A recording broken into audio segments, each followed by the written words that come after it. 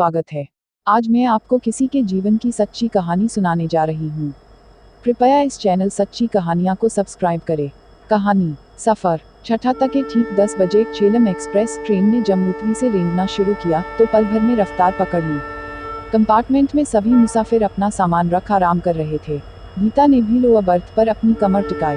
कमर टिकाते ही उसने देखा कि सामने वाली बर्थ पर जो साहब अभी तक बैठे थे, मुंह खुला रखकर खर्राटों भरी गहरी नींद सो चुके थे। गीता की नज़र उन साहब के ऊपर वाली बर्थ पर गई तो देखा कि एक नौजवान अपनी छाती पर मोबाइल फ़ोन रख कानों में ईयरफोन लगाए उसमें बज रहे गानों के संग जुगलबंदी में मस्त था। गीता को नींद नहीं आ रही थी। उसके ऊपर वाली बर्थ पर कोई हलचल नहीं थी। उस पर सामान रखा हुआ था और सामान वाला उसी कंपार्टमेंट के आखिरी छोर पर अपने दोस्त के साथ कारोबार की बातें कर रहा था। रात गुजर गई। गीता लेटी रही मगर सो नहीं पाई थी। सुबह के 5 बज चुके थे। अपनी ही दुनिया में मस्त वह नौजवान उठा और वॉशरूम की तरफ चल दिया। जब वह लौटा तो उसका चेहरा एकदम तरोताज़ा दिख रहा था। तब तक गाड़ी अंबाला कैंट रेलवे स्टेशन पर रुक चुकी थी। वह नौजवान छोले कुलचे लेकर आया और फिर उसने देखते ही देखते नाश्ता कर लिया। सामने वाली बर्थ पर लेटे साहब हरकत में आने शुरू हुए। उन्होंने गीता से पूछा, मैडम, यह गाड़ी कौन से स्टेशन पर रुकी हुई है? गीता ने उनके सवाल का जवाब देते हुए कहा, जी, अंबाला स्टेशन पर। तभी ट्रेन ने रेंगना शुरू कर दिया। उन साहब ने सवाल किया, क्या कोई चाय वाला नहीं आया अब तक?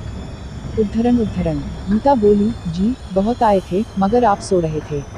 वे साहब चाय की तलब लिए फिर से अपनी बर्थ पर आलू की तरह लुढ़क गए। थोड़ी देर बाद उनका मुंह खुला और वे फिर से खर्राटे लेने लगे। गीता ने सामने ऊपर वाली बर्थ पर उस नौजवान पर निगाह डाली तो देखा कि वह कोई उपन्यास पढ़ रहा था। न जाने क्यों गीता की निगाहों को वह अच्छा लगने लगा था। उसका ढीलेढाल कदकाठी, हेयरकट और उसके दैनिक रूटीन से उसने अंदाजा लगा लिया था कि यह तो पक्का फौजी है। इसके बाद गीता वॉशरूम चली गई। थोड़ी देर बाद वह होंठों को और गुलाबी कर, आंखों को कजरारी कर, चेहरे को चमका कर व जुल्फों को संवार कर जब वापस अपनी अत की ओर लौटने लगी तो उसकी नज़रें दूर से ही उस नौजवान पर जा टिकी। वह उपन्यास के पात्रों में खोया हुआ था। गीता ने ठोकर लगने की सी एक्टिंग कर उसका ध्यान अपनी ओर खींचने की कोशिश की मगर सब बेकार। गीता खिसियाई सी खिड़की के पास आकर बैठ गई और बाहर झांकने लगी। तकरीबन 8 बजे गाड़ी पानीपत स्टेशन पर रुकी तो गीता ने अपनी नज़रें नौजवान पर टिकाकर सामने वाले साहब को पुकारते हुए कहा, जी उठिए, स्टेशन पर गाड़ी रुकी है। चाय नाश्ता सब है यहाँ। ओके, थैंक यू, चाय पीने का बड़ा मन है मेरा, उन साहब ने कहा। जी, इसीलिए तो उठाया है। मैं जानती हूँ कि आप चाय की तलब के साथ ही सो गए थे, गीता बोली। चाय वाला जैसे ही खिड़की पर आया तो उन साहब ने झट से चाय का कप लिया और अपनी जेब से पैसे निकालकर चाय वाले को थमा दिए। इसके तुरंत बाद आलूपूरी वाले ने खिड़की पर दस्तक दी तो पल भर में उन साहब ने आलूपूरी अपने हाथों में थाम ली। गीता की नज़र दोबारा ऊपर वाली बर्थ पर गई तो उसने देखा कि वह नौजवान अभी भी उपन्यास पढ़ने में डूबा हुआ था। चाय नाश्ते से निबटकर जब उन साहब को फुर्सत मिली तो उन्होंने गीता को थैंक यू कहा। तभी ऊपर बैठे उस नौजवान ने नीचे झांका तो देखा कि साहब नाश्ता कर चुके थे। उस नौजवान ने बड़ी नम्रता से कहा, सर, अगर आप बैठ रहे हैं तो मैं अपनी बर्थ नीचे कर लूँ क्या? उद्धरण। हाँ, क्यों नहीं। थोड़ी देर बाद वह नौजवान उन साहब की बगल में तो गीता के ठीक सामने बैठ चुका था। गीता अपनी बर्थ पर बैठी बैठी खिड़की से बाहर झांकते झांकते अपनी नज़रें उस नौजवान की नज़रों से मिलाने की कोशिश करने लगी, लेकिन वह नौजवान तो उसे देख ही नहीं रहा था। वह सोचने लगी, ऐसा कभी हुआ ही नहीं कि मुझे कोई देखे भी न।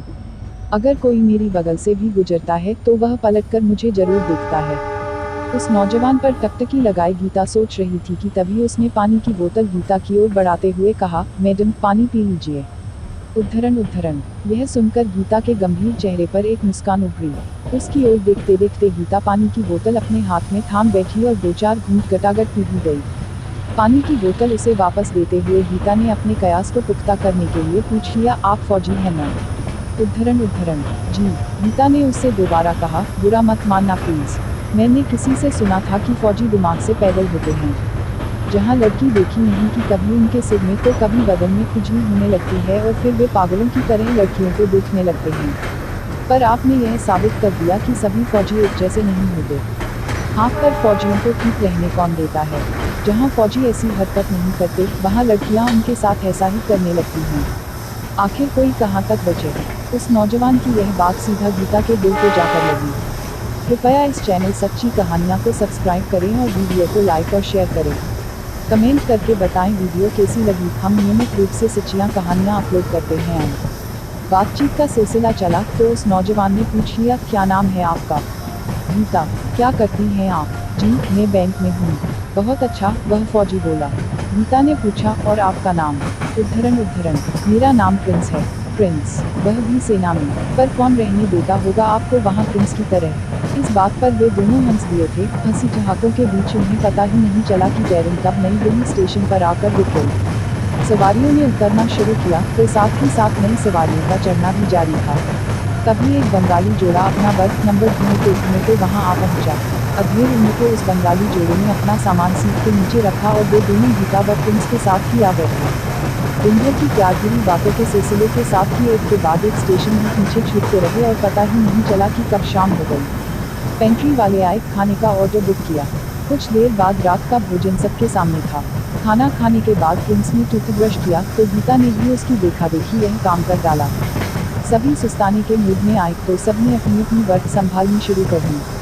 बंगाली जोड़ा कुछ परेशान सा इधर उधर ताकने झाँकने लगा। प्रिंस ने उन्हें टोकते हुए पूछ ही लिया, क्या बात है जी? बंगाली आदमी ने अपना दर्द बयां किया, क्या बताएं बेटा, एक तो हम शरीर से भारी, उस पर उम्र के उस पड़ाव पर हैं कि जहां हमारे लिए ऊपर वाली बर्थ पर चढ़ना तो न किसी किले को फतह करने से कम नहीं है। कहीं इस चढ़ने उतरने में फिसल कर गिर गए तो 2-4 हड्डियां तो टूट ही जाएंगी। उद्धरण, इतने में बंगाली औरत की याचक निगाहें गीता के छरहरे बदन पर जा पड़ी। उन्होंने विनती करते हुए कहा, बेटी क्या आप हमारी मदद कर सकती हैं? गीता हैरानी से उनकी ओर देखते हुए बोली, कैसे आंटी?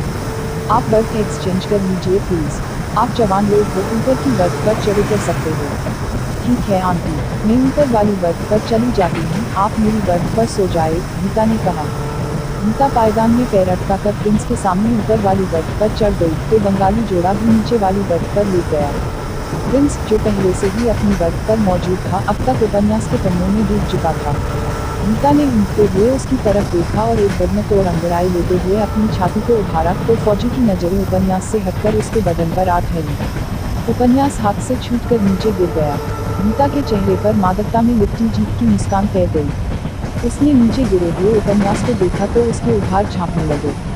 फौजी की निगाहें तो मानो वहीं पर अटक कर रह गई। फौजी ने गीता की ओर देखकर कहा, बुरा मत मानना, आपकी हंसी तो बेहद खूबसूरत है। गीता ने भी जवाब में कहा, आपका चाल चलन बहुत अच्छा है, मैं कल से देख रही हूँ। यह बात सुनकर प्रिंस हंस पड़ा और बोला, आर्मी वालों का चाल चलन बिगड़ने कौन देता है मैडम? कैद में रहते हैं, कोई हमें खुला छोड़ कर तो देखे। गीता मुस्कुराते हुए कहने लगी, अब चाल चलन कुछ ठीक नहीं लग रहा है आपका। कहाँ से ठीक रहेगा? आप जो कल रात से मुझ पर डोरे डालती आ रही हैं, हम कंट्रोल करना जानते हैं, तो इसका मतलब यह तो नहीं हुआ कि किसी घुसखोरी को देखकर हमारा दिल ही नहीं धड़कता। हम बात मौका देखकर करते हैं मैडम। गीता ने उसकी बातों में दिलचस्पी लेते हुए पूछा, गाने के शौकीन हो बाबू, फौज में क्यों चले गए? प्रिंस गंभीर हो गया, फिर कुछ सोचते हुए बोला, एक लड़की के चक्कर में फौजी बन गया। उसे आर्मी वाले पसंद थे, तो अब तो वह लड़की आपकी पत्नी होगी न? जब मैं ट्रेनिंग करके गांव लौटा तब तक उसने किसी कारोबारी से शादी कर ली थी, मगर मैं फौजी होकर रह गया। बहुत दुख हुआ होगा उसके ऐसा करने पर। उद्धरण, आँख पर क्या करता? जिंदगी है ही चलने का नाम। कभी दोस्तों ने मुझको तो कभी मैंने खुद को समझा लिया कि जो होता है अच्छे के लिए ही होता है। फिर गीता की ओर आंख मारकर प्रिंस ने हल्के से मुस्कुराते हुए कहा, बस अब मैं कुछ अच्छा होने का इंतजार कर रहा हूँ। उद्धरण, क्या बात है साहब, मुझे आपकी यही अदा तो बड़ी पसंद है। मुझसे दोस्ती करोगी? वह तो हो ही गई है आप, इसमें कहने की क्या बात है? फिर उन दोनों ने एक दूसरे से हाथ मिलाया तो गीता ने प्रिंस की हथेली में अपनी उंगलियों से सरसराहट सी पैदा कर दी। उस सरसराहट ने प्रिंस के तन मन में खलबली मचा दी थी। दोनों एक दूसरे की आंखों में डूबने लगे। रात अपनी शबाब पर चढ़नी शुरू हो गई थी। वे दोनों कब एक ही बर्थ पर आ गए, किसी को भनक तक न हुई। गीता के बदन से आ रही गुलाब के इत्र की धीमी खुशबू में प्रिंस बहकता चला गया। गीता ने थोड़ी ढील दी तो प्रिंस के हाथ उसके बदन से खेलने लगे। गीता ने कुछ नहीं कहा तो प्रिंस ने उसे अपनी बाहों में जकड़ लिया। इसी सफर में थोड़ी ही देर में वे दो बदन एक जान हो गए। सुबह के तकरीबन 3 बजे गाड़ी ने अपनी रफ्तार कम की तो गीता की नींद खुल गई। उसने अपने आप को प्रिंस की बाहों से आज़ाद कर कपड़े पहने। उसका खंडवा स्टेशन आने वाला था। गीता ने एक कागज पर प्रिंस के लिए कुछ लिखा और उसके सिरहाने रख दिया। फिर कुछ सोचा और जल्दबाजी में एक और पेजे पर कुछ लिखा और पस निकालकर उस पेजे को पस में रखा और पैंट की जेब के हवाले किया। फिर गीता ने अपना सामान समेटा और बिना आहट किए ही प्लेटफॉर्म पर उतर गई। रात के प्यार में थके प्रिंस की नींद सुबह के 5 बजे खुली तो उसने अपने बगल में गीता को टटोला। वह वहाँ नहीं थी और नहीं उसका सामान। प्रिंस हैरान परेशान सा इधर उधर ताकने लगा। गीता का कहीं नामो निशान न मिलने पर उसने खुद को ठीक ठाक करने के लिए सिरहाने रखी अपनी शर्ट उठाई तो उसे उसके नीचे एक चिट्ठी मिली। लिखा था, डियर, आप बहुत अच्छे फौजी हैं। देर से बहकते हो जरा, पर बहकते जरूर हो। सफ़र रोमांचक गुजरा, आपकी बात ही कुछ और थी। फिर कभी दोबारा आपसे इसी तरह मुलाकात हो। Love you dear, goodbye. कृपया इस चैनल सच्ची कहानियाँ को सब्सक्राइब करें और वीडियो को लाइक और शेयर करें। कमेंट करके बताएं वीडियो कैसी लगी। हम नियमित रूप से सच्चियाँ कहानियाँ अपलोड करते हैं। चिट्ठी पढ़कर प्रिंस हैरान हुआ। उस भोली भाली दिखने वाली मासूम बला के बारे में सोचते सोचते उसके माथे पर सिलवटें पड़ने लगी। तभी चाय वाला वहाँ आया। अरे भैया, एक कप चाय दो। कहते हुए प्रिंस ने अपना पर्स निकाला तो उसमें से एक और कोचा निकला जिस पर लिखा हुआ था, आपका पर्स रंगीन नोटों की गर्मी से लबालब था। दिल आ गया। सो निशानी के तौर पर सभी रंगीन या साफ हुए जा रहे हैं। उम्मीद है कि आप बुरा नहीं मानेंगे। प्रिंस के मुंह से बस इतना ही निकला, चाय के लिए चिल्लर को छोड़ जाती।